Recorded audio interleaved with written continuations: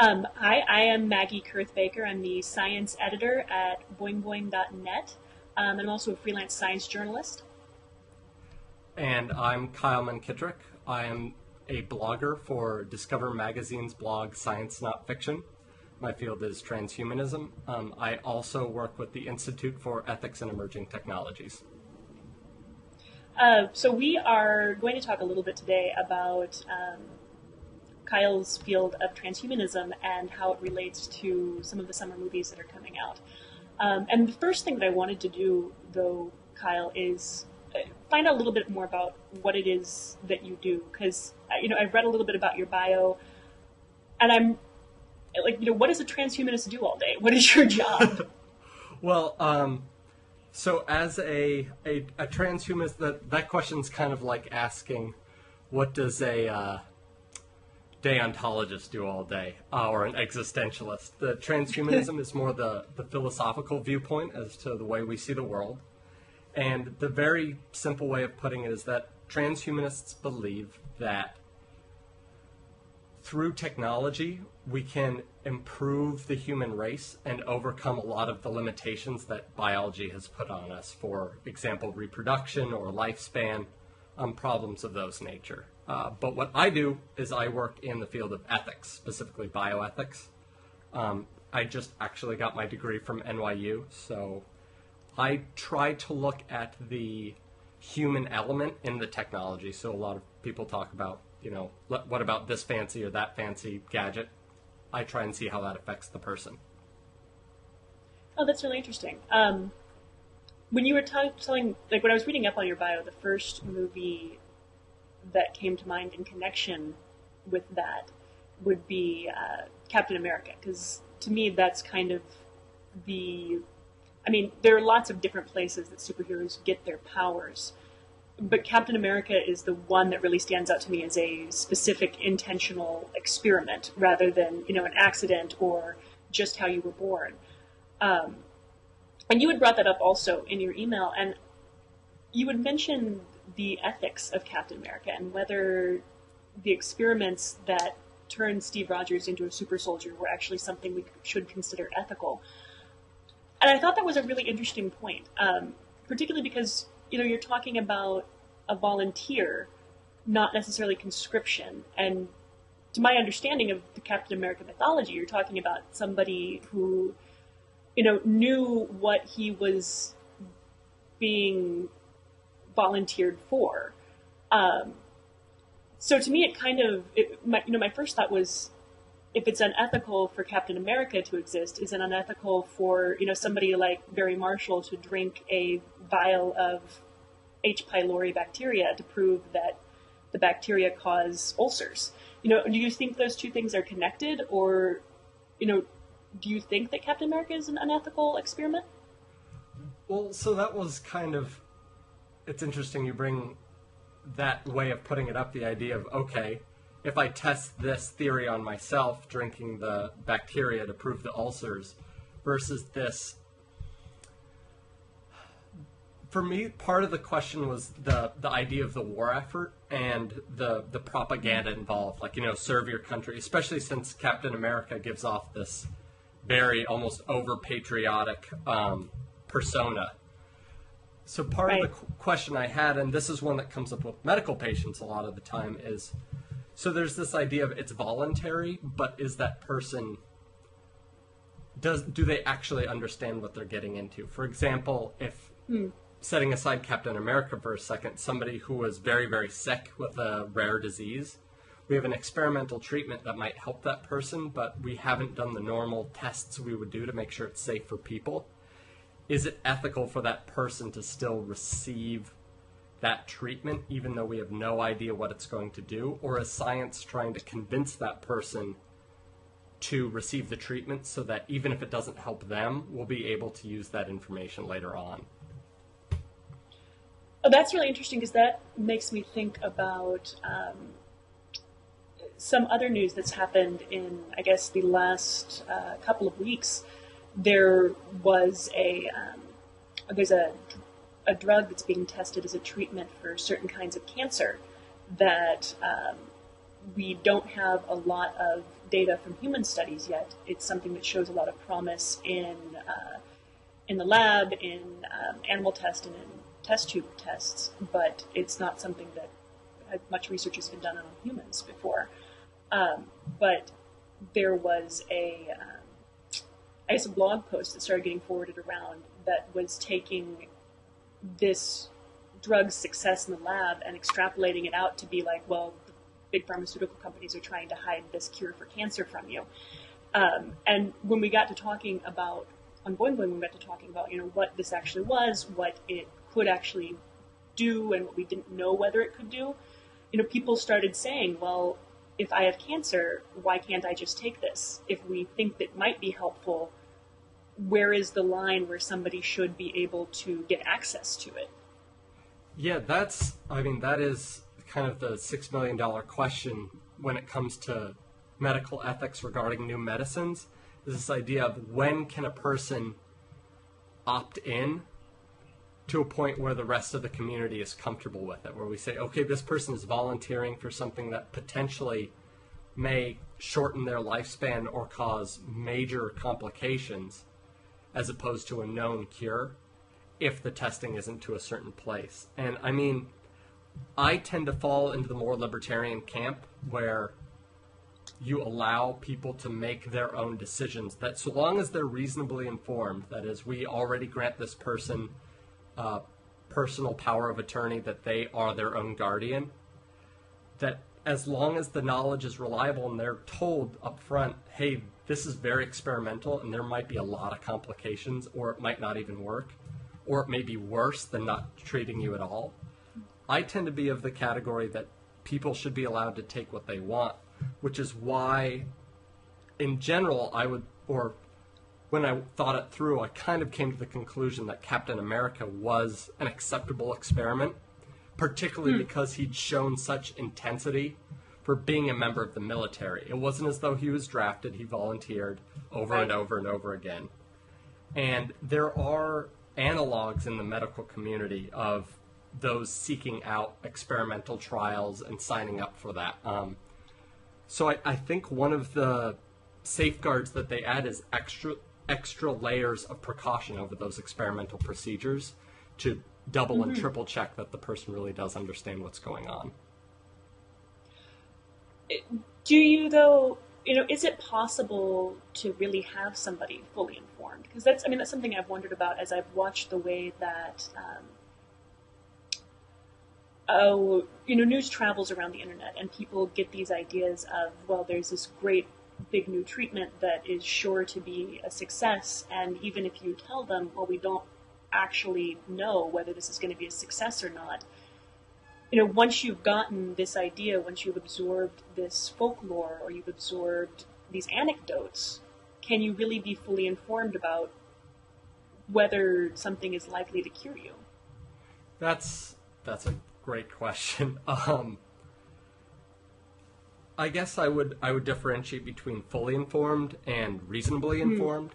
Man, that is a great question about this idea of, especially that you bring up. I think I saw the post you were talking about where it was a reputed cure for cancer, but you're actually getting a lot of commenters who are more eager to just take it and were confused as to why it wasn't already on the market. Is that correct?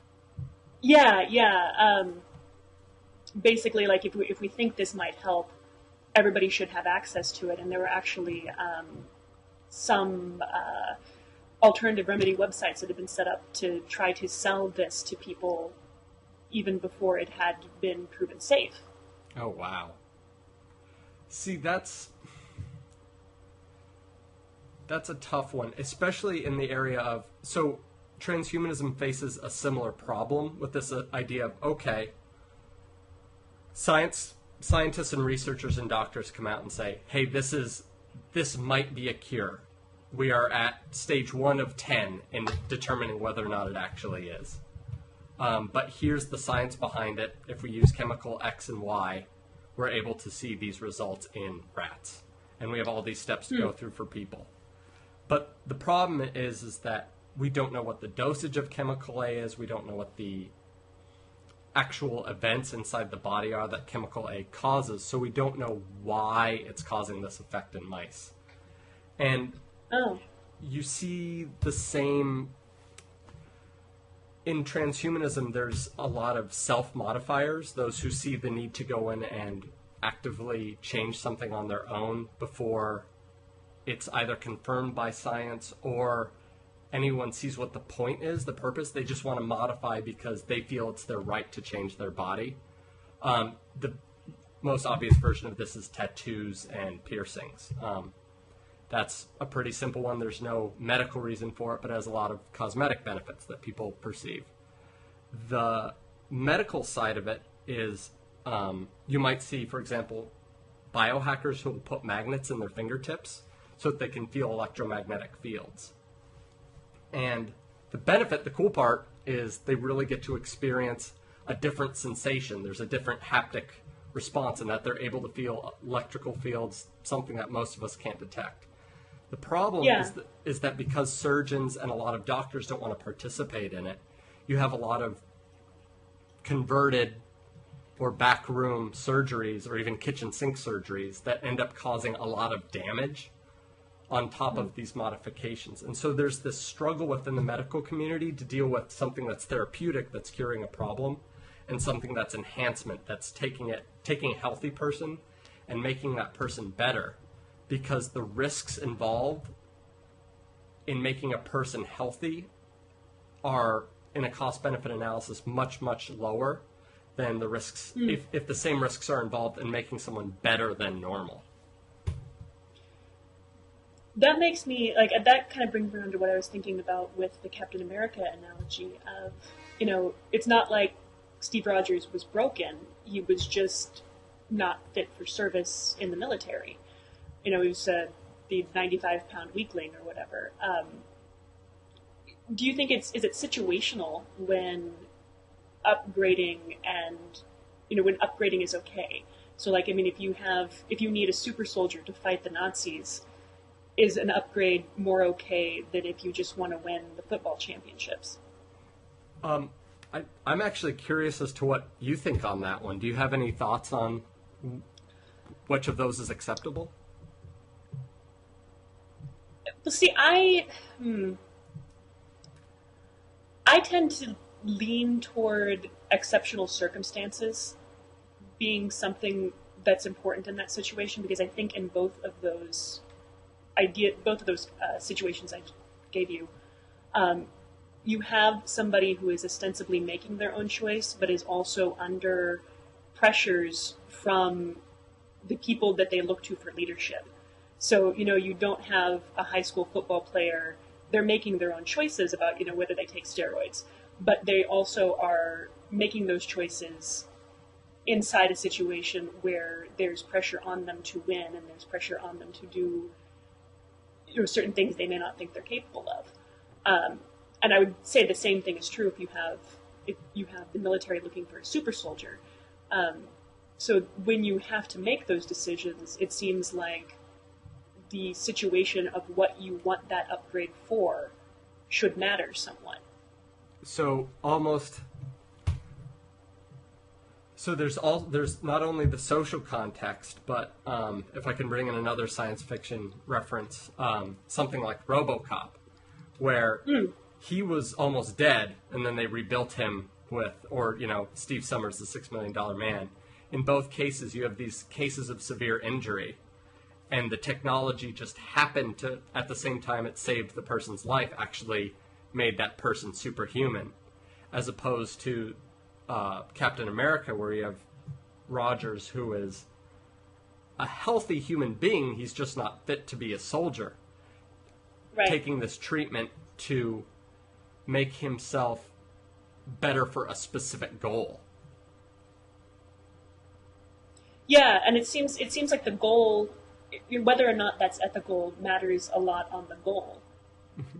And one of my big questions was to say, okay, so is war an acceptable goal, even when, because I think World War II has kind of been made mythical in our eyes, where the Nazis are it is the easiest to understand war. Everything before and after that, there are a lot of questions as to who was right, who was wrong, but in our culture... But anything's okay if you need to defeat the Nazis, right? Exactly.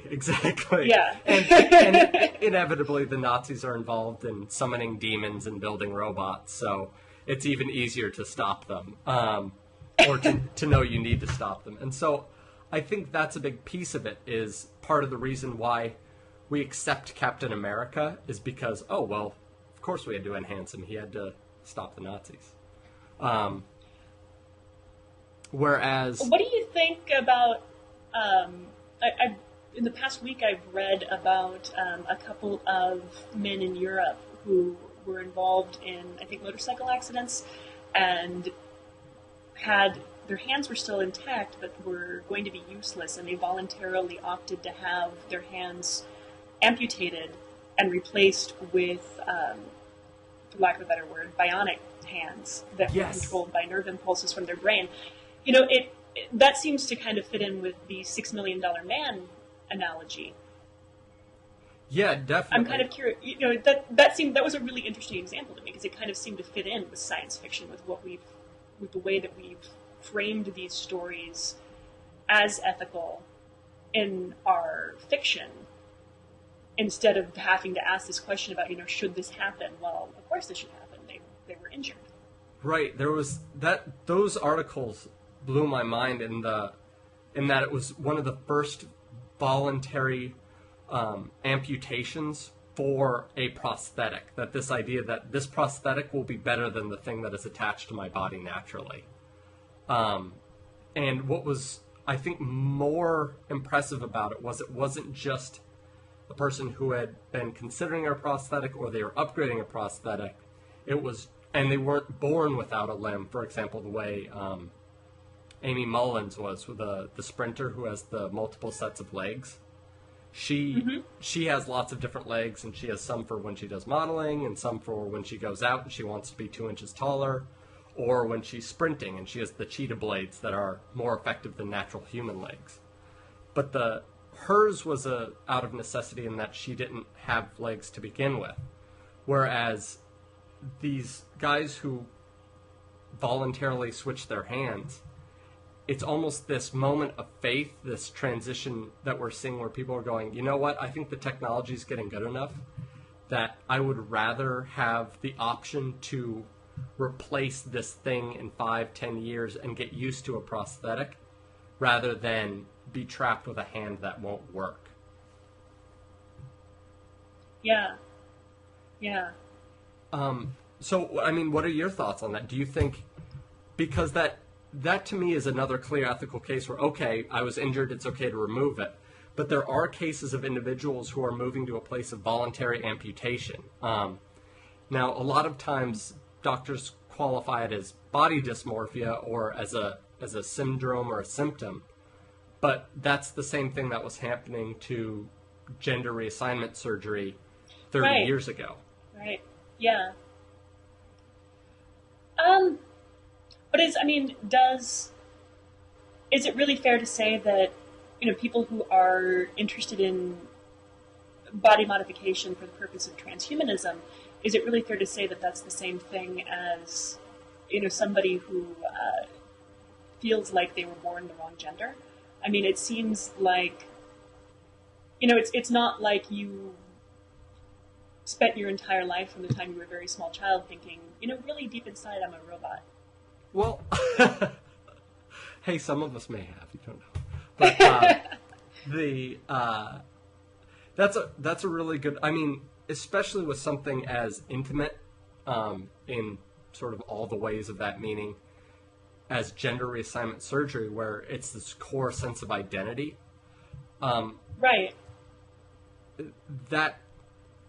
That is the argument made by those who do voluntary limb amputation, whereas they feel that their body, so if we can go into a state of dualism for a second, that there's the way I perceive myself as I should be, the ideal version of myself, and then there's the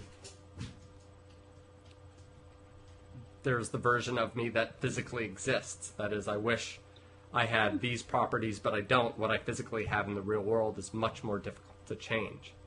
And the initial way a lot of people were able to express this was through online avatars.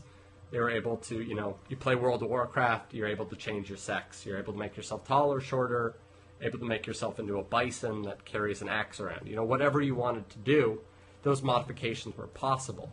But they were taken less seriously because they were so easy to do, whereas something like gender reassignment surgery is so intense, costly, difficult, stigmatizing, that all of these pieces add up to, okay, well, that person must really want it because they're going through all of these steps to get to that place.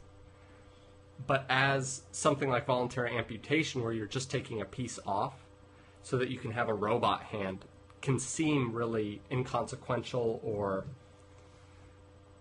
just not properly thought out. But that ability, right, yeah. You know what I mean? Like, it's just this, okay, I'll just lop off my hand and then I'll have, a Luke Skywalker hand. I'll be able to do what I want. And it can seem really naive. But from what I've read of these experiences is that a lot of individuals who get it feel just as trapped in their own body, that they really feel like it doesn't feel like they have a second arm attached. It feels like they have a third arm. Or that the way they perceive their body is that their arm should end at the elbow. They shouldn't have a left or a right hand, or a situation like that, that it's a very deep internal situation. Right now, we don't know if that is a real phenomenon where people genuinely have that interest, or if it's the result of a complication or a form of damage we don't know about, or if it's both. There's no reason that somebody can not only one person may genuinely have that belief and have a fully healthy brain with no problems, another may have suffered an injury that triggers that reaction. There's no reason both realities can't exist. Is there, because I know that there's been some research done in terms of looking at genetic links with people who are transgendered. Is there anything like that with some of these people who feel like, well, my arm stops at my elbow, or I should have a third arm? That is a very good question. I honestly don't know. I haven't seen any research in that direction. My suspicion is that it wouldn't be genetic so much as it would be a later expression of brain development. In the same way, there's not really... There have been no reputable studies done that have shown that sexuality really expresses sexuality in terms of homosexual, heterosexual, whatever you're attracted to. That isn't so much genetic as it is a series of environmental factors on top of, it's too complicated for us right now to determine what can cause it one way or the other. Whereas gender expression is a much more binary equation of, okay, you have these chromosomes, or you have these chromosomes plus one extra, which is throwing the equation off. Or you have a situation where you have two chromosomes, but one didn't express. So you have an XY scenario, but the Y is muted for whatever reason, and so it expresses as a single X. In those scenarios, biological sex, I guess the easiest way to explain it is the way your genitals develop, and then from there your other sex hormones and those level of physical biological gender representation, that tends to be more genetic, just from my understanding, because of the basics of the genes. Is that your understanding as well, or have you heard other different news? My understanding, obviously the biological sex being biological, but my understanding is that what we know about things like what I would call gender expression, so the non-biological aspect of how you feel your gender is in your in your head, and things like sexuality, that it doesn't seem to be all nature or nurture, but more of a combination of both, which is pretty much like everything. Yeah, definitely.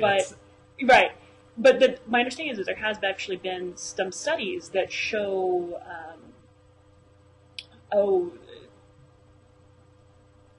familial connections, particularly for gay men, of, if you have a certain number of brothers, you're more likely to be gay. If you had relatives who are gay, you're more likely to be gay. That there seems to be some kind of genetic link going on in some cases. Oh, very interesting. I hadn't heard that piece about the environmental aspect, at least where there was any reliable data. But that's extremely interesting, especially the idea that there are not only genetic factors, but this almost like environmental statistics that, all right, we make a pretty good guess based on this, that, and the other thing in your family where you're going to be. Yeah, and I don't know that it's so well documented that you can say like this will happen for everybody, but that my understanding that there's just been enough studies that have shown things like that it seems to be some kind of genetic link, even if we don't know what it is, and that it's probably influenced by environmental factors as well. Gotcha.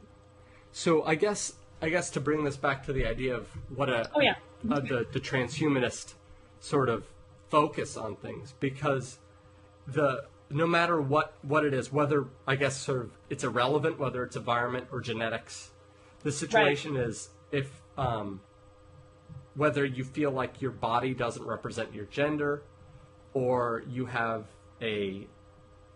may not even, for example, you may be heterosexual and wish you were attracted to everyone, and you feel limited because half or a much larger portion of the population is off limits to you simply because you're not biologically attracted.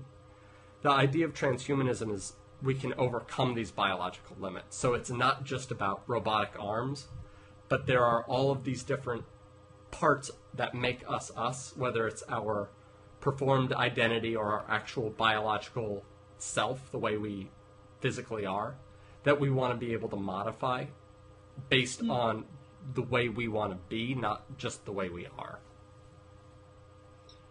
The one of the things I wanted to kind of bring this back to Captain America, one of the things that I remember from the Captain America mythos is, I guess like in the past maybe 15 years, there's been a couple of special edition comics that came out talking about this alternate story of Isaiah Washington, who in the mythos is a black man who is experimented on along with several other men from his unit immediately following World War II, as scientists try to recreate the super serum that turned Steve Tyler?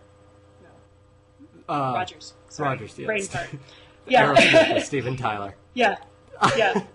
Turned Stephen Rogers into Captain America. That, when that didn't work again on somebody else, they started experimenting on people who were not volunteers and who were seen as less than human. I mean, basically it was the Tuskegee experiment done as a superhero comic. Oh, wow. It's a really interesting story. Because it's a realistic, to me, kind of place to take the implications of that. I was going to say, it's almost too realistic. Right, and I kind of wondered, I think a lot of people think about things like transhumanism, and they think about there being kind of a slippery slope. Like, yes, there are some people who want to do this to themselves, but in the course of figuring out how to do this, are we going to start testing it on people we think we can test it on because we see them as less powerful or as less important, and using them as guinea pigs for the more powerful? Right. I mean, I think that's the constant threat of any realm of science, is this idea of, okay, we have this really big deal. If we can figure out this technology, we can save 1 billion lives. We can make people live longer, be healthier, be smarter. But so how many people are we willing to sacrifice to do that? Is it just one person? Yeah. Is that okay?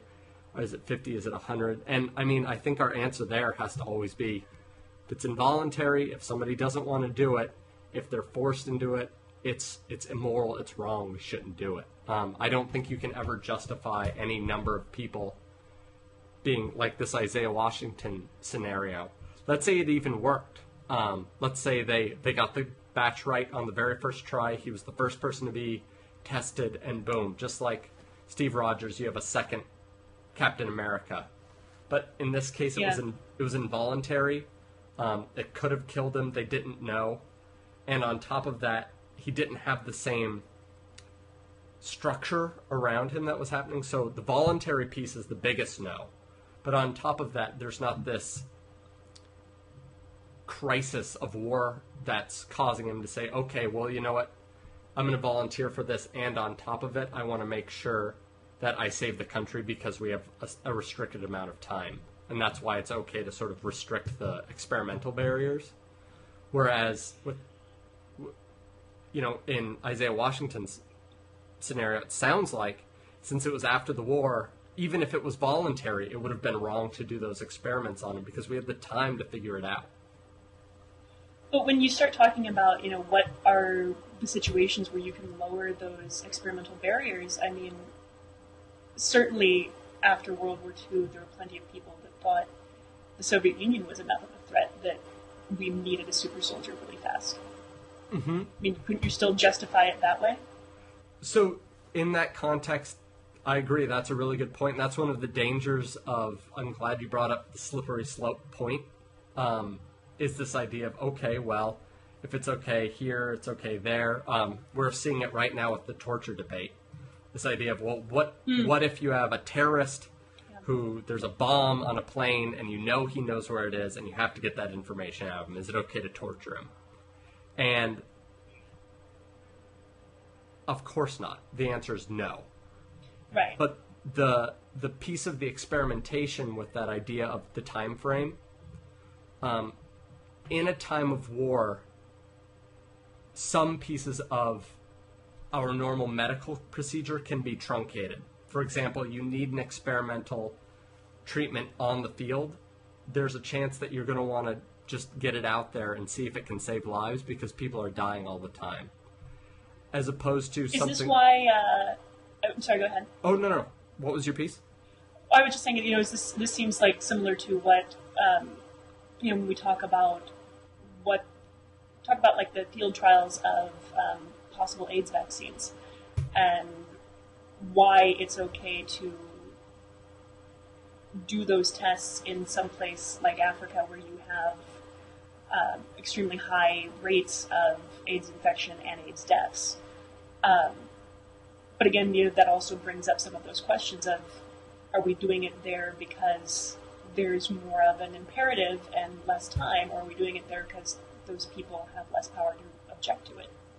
Yeah, I mean, there's that I think you said something really important there, that idea of the power to object, because when you brought up the high schoolers taking steroids, or this idea of, did Steve Rogers really make an informed decision when he was under the guise of political propaganda to join the war, the pressure as to be masculine, you have to join the army, and here he is, this 98-pound weakling? Like, did he really make an honest decision, or was he pushed into it and just lucked out that the serum worked on him instead of killing him instantly?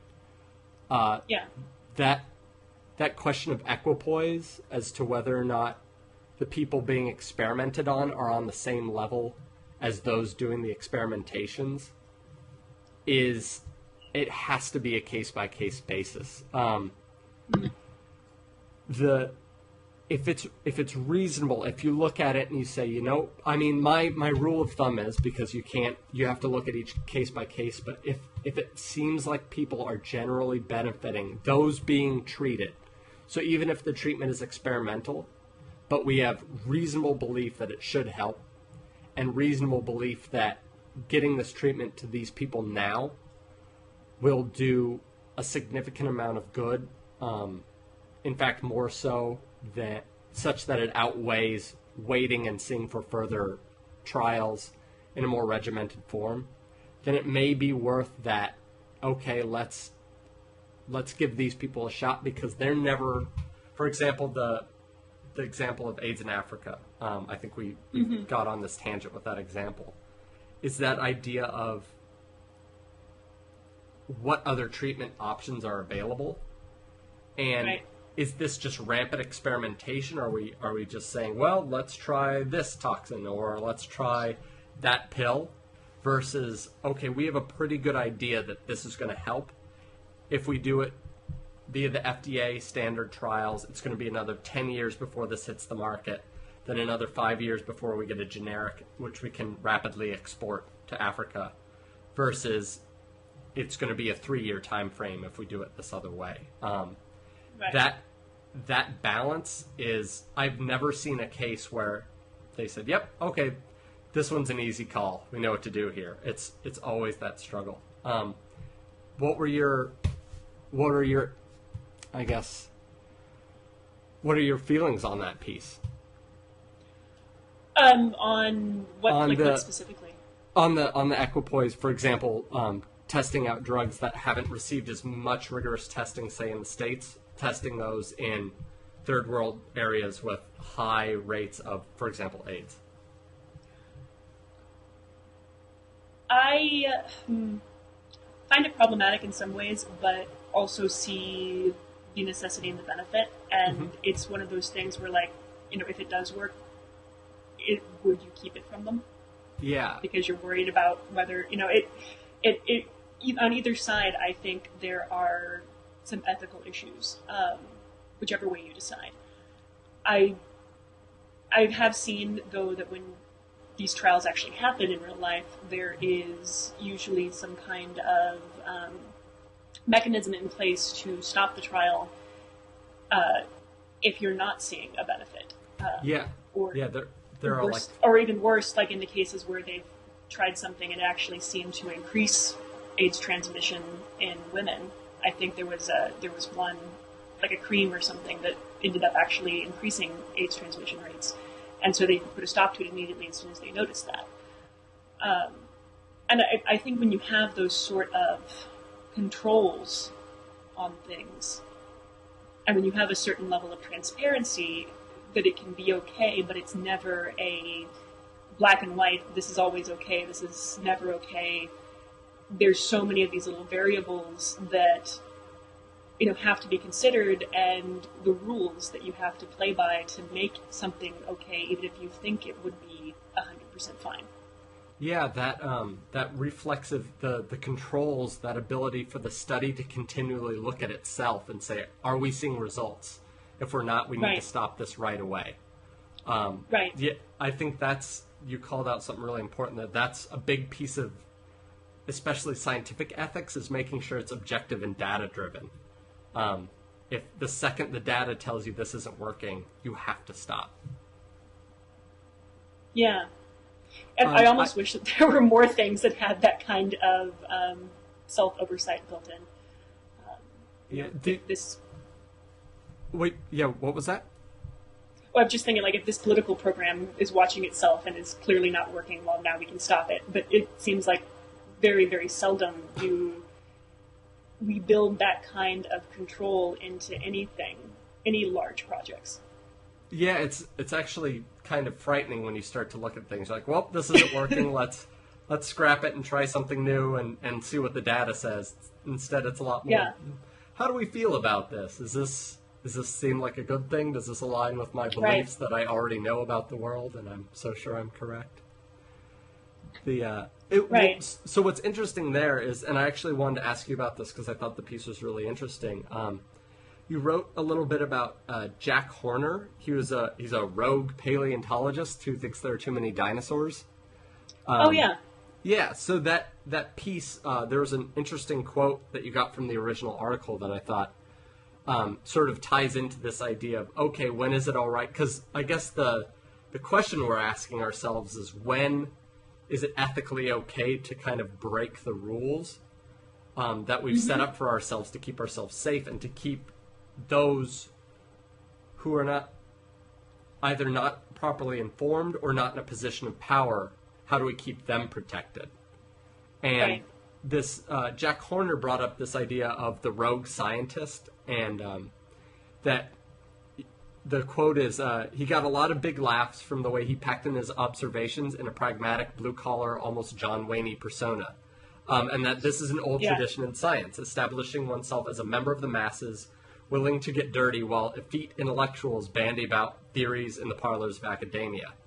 And I guess I want to ask you what you think it is about rogue scientists in this way that make them so much more interesting, why we want this scientist who's willing to rebel and kick off all of these barriers that we spend so much time arguing about if there even exist.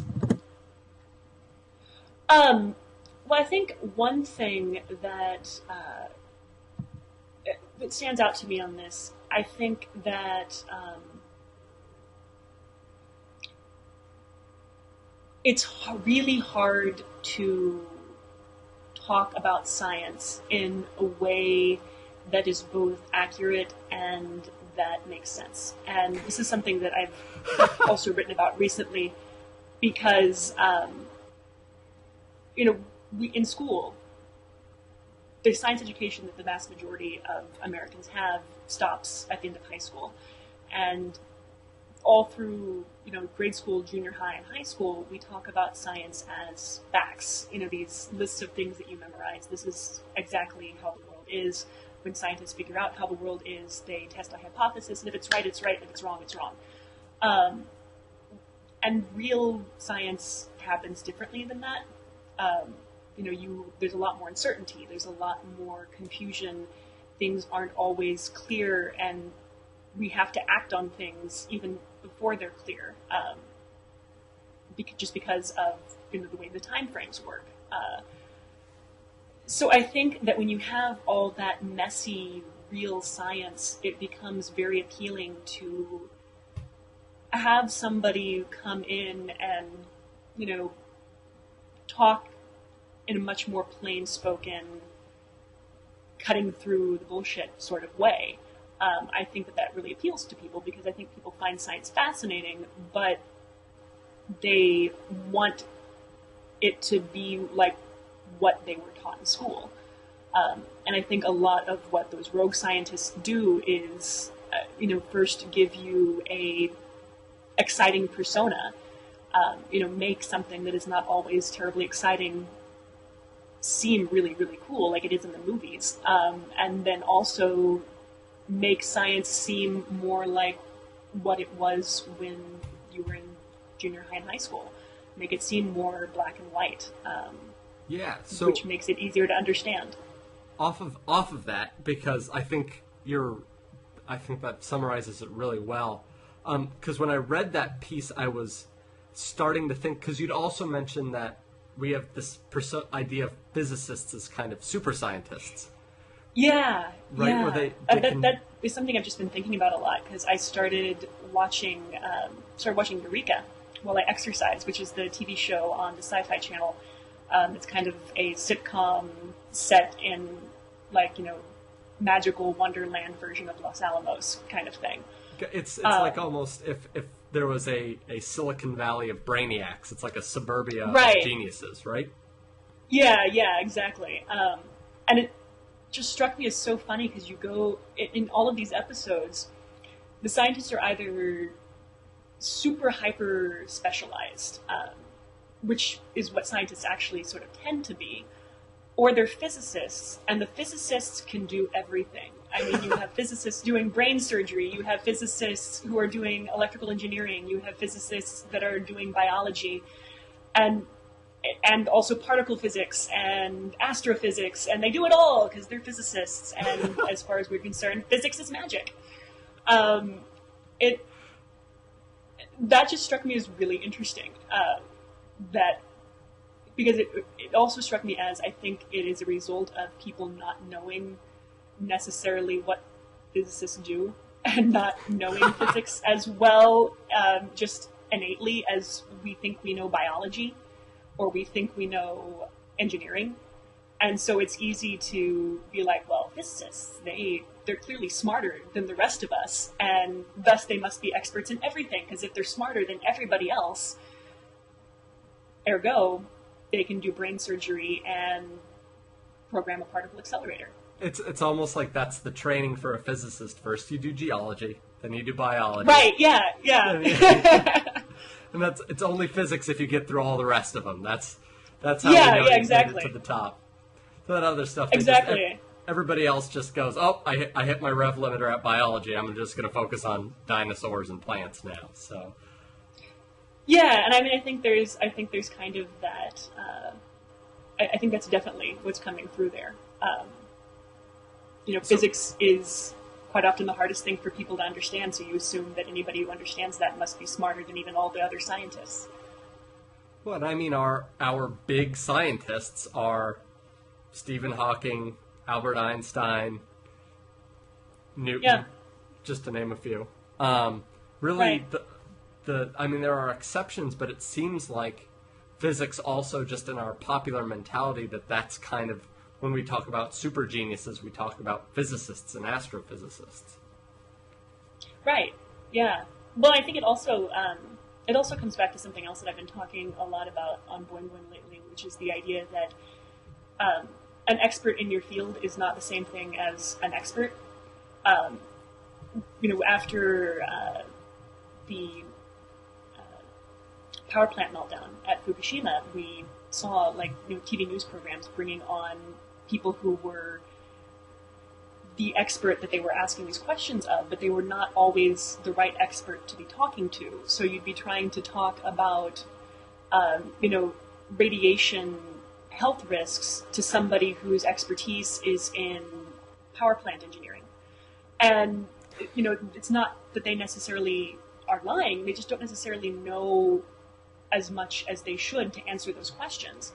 And I think that there's a big tendency to look at scientists, and particularly scientists who are in fields that are not generally well understood by the public, so physics, and just assume that, well, they're an expert in everything because they're an expert.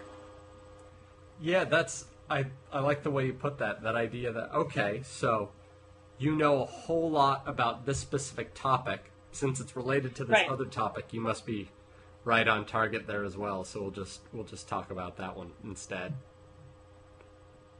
Yeah, and I think that comes up in comic books and it comes up in sci-fi shows just all the time.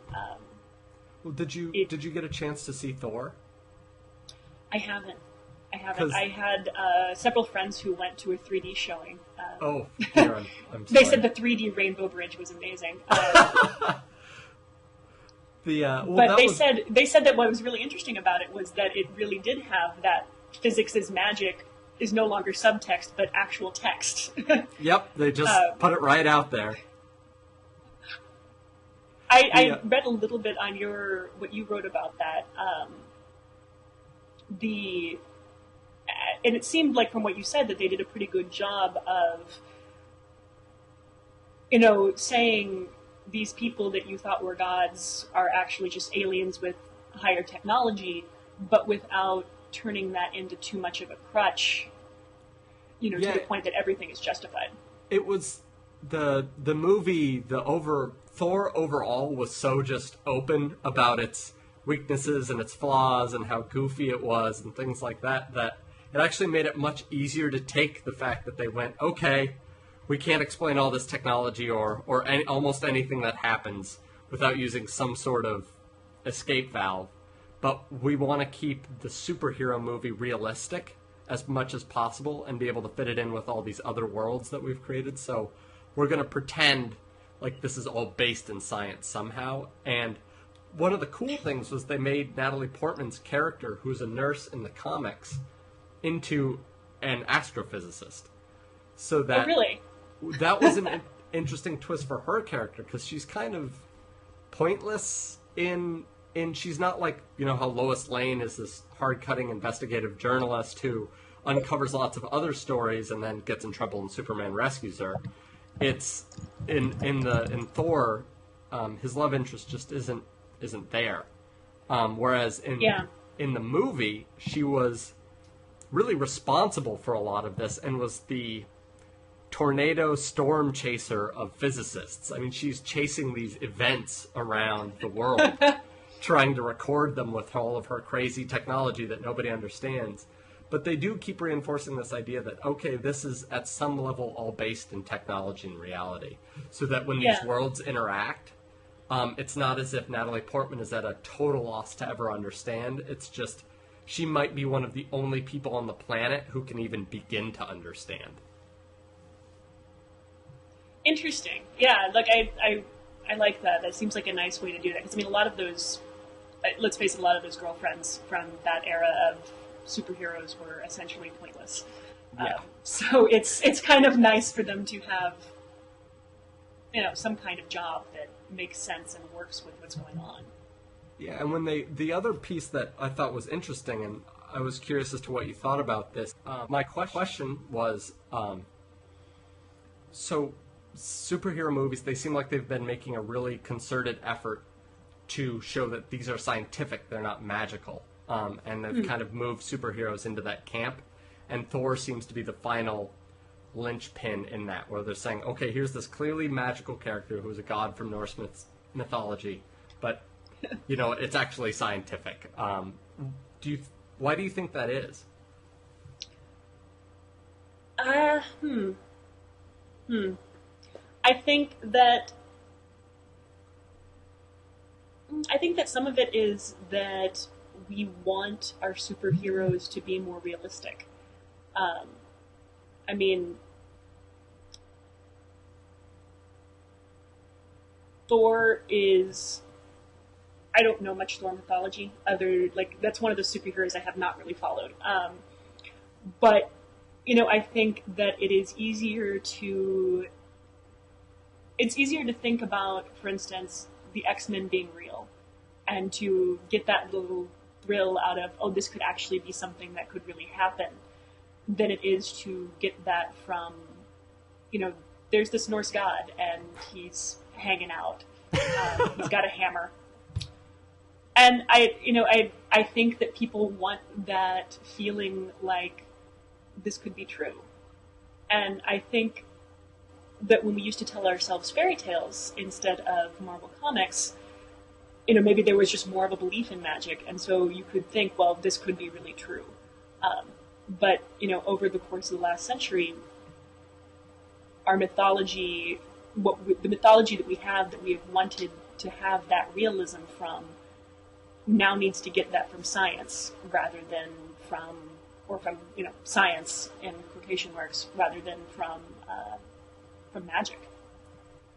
Have you found that impacts the way you've written about science as sort of our, I guess, modern mythology of superheroes has started moving into that territory of, hey, we want to at least be believable, we exist in the same reality you do? Can you repeat that? I lost you just a tiny little bit there. Oh, yeah. Have you found that affects your writing or the way you talk about science as superheroes have moved into the territory of allegedly scientific or at least science fiction? I don't think it has affected my science writing. It may have affected how I think about the world, though, because I grew up on X-Men, which were arguably, one of the first realistic kinds of superheroes. You had this sort of mutation that could just happen, and there's really no explanation why. We don't really know; it just does. There's something really realistic about that, and I think that kind of story can kind of affect the way that you think about how the world works. I don't know, I can't think of any specific examples, but it seems like that would make sense. Yeah, that kind of species-wide change where you go, okay, this isn't a one-off, this isn't magic, this isn't a talisman, this isn't a super ring. This is, okay, something really big happened, and almost that scientific idea of, okay, it's repeatable. It happened over and over again. And we can see a clear, observable difference between a mutant and a non-mutant. Therefore, this isn't just a trick. This is something that's really happening. Well, and I think it fits in with a lot of the way that things crop up in biology, and that, you might see the effect before someone has figured out what the mechanism is. Yeah, Like, I think that makes a lot of sense for biology to me. It's like, okay, we have this effect, and we don't know why it works that way, but the effect is enough. Right, and I think to tie everything together, when we started with Captain America, and the X-Men are one of the other major examples of this idea of transhumanism, where in their case it is involuntary, but there's these two ideas of Professor X, who believes because they are more powerful, they are more responsible, and then there's Magneto, who, because they are more powerful, they are in fact better. And one of the fears is that there will be a separate class of transhumanists or transhumans who are genetically perfect and super intelligent. We'll have a Gattaca scenario. And I think one of the best parts about X-Men is it's already given us, well, that's not the way it has to be. Just because there's a group of people with more power doesn't mean that these people have the right to just walk all over somebody else, but in fact the opposite, that those who are enhanced, should that ever come to pass, will actually be more responsible, or should be held to a higher degree of responsibility and ethics than those who came before them, because they now have the ability to live up to those expectations. Yeah, no, I think that's a really interesting point. Also, you're talking about the Gattaca thing. I think it's also really interesting to kind of tie back to what we were talking about earlier about the mix of nature and nurture. It seems that we have these fantasies and fears that don't necessarily line up with how our bodies work in reality. I mean, we can choose an embryo that is male or female, but we don't necessarily know all of the different gene pathways that it would take to choose an embryo that would never get cancer. It's such a more complicated thing than just one gene switch on, switch off. Yeah, and the second part of that is we know we'd like to select for no cancer. That's an easy decision. Right. But it's almost, I think the stranger one is, let's say 100 years in the future, we can select lots and lots of traits very easily. So much so that you do it automatically, that you're just asked that question, what would you like? And you're asked, would you like a male or a female child? And you realize you have no preference. I've often wondered, is there an ethical failure there to not choose? If you just say, you know what? I don't care which one it is. That's fine. A boy or a girl, that'd be great. Just as long as they're healthy. That's the other weird tension in transhumanism, is this moment of, okay, well, we can choose. What is it we'd like to actually choose for? What's a relevant choice? Yeah, I hadn't really ever thought about anything like that before. I mean, I think I'm still thinking of is it ethical to choose at all, as opposed to, is it ethical not to choose? Right, and that's kind of the way I try and see that question is, okay, well, if I didn't choose, if I had the ability to make these decisions and decided not to, decide to let nature take its course, would that be an ethical decision? So when we're talking about, say, genetically engineering to prevent cancer, let's say theoretically it's possible. We know all the pathways. Right. We know what it takes. Then there's this question of, okay, would it then become unethical to not choose to do that? To just say, I'd just like to have a kid the normal way. I don't want to do any of these modifications. Or does that become an act of negligence? Yeah. That's an interesting question. I don't know that I know the answer to that. Yeah, and or I haven't have an answer to that for myself. If anyone has the answer to that, they've got that's a big question. So they'll win a couple of awards for answering. Oh, good. Good. I think it's interesting how that piece plays into. Captain America is so much fun because we get to talk about him because he just seems to fit into everything. But this idea of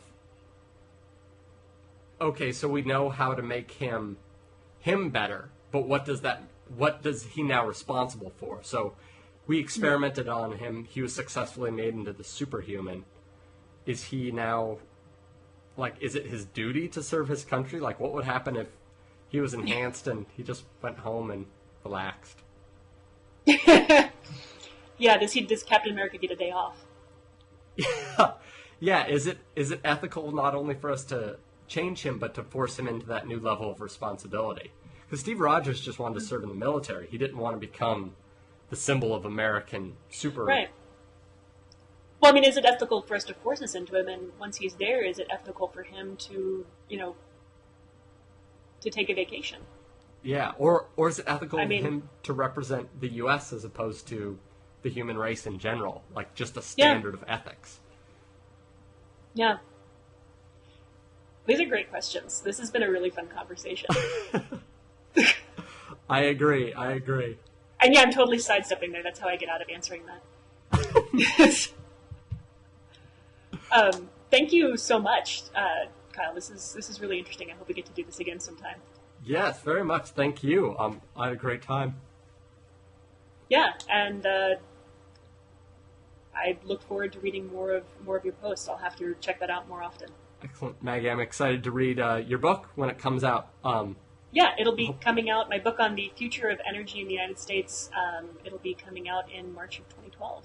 Excellent. I just got my publication date last week, so just in time for the end of the world. Right. Yeah. Exactly. So we'll have about 8 months to act on it, and then destruction. That's good. I think 8 months is a good time frame. We should be able to do that. Yeah. Okay. Great. Have a good rest of the afternoon. You too, Maggie. Thanks. Yeah. Bye. Thank you. Bye.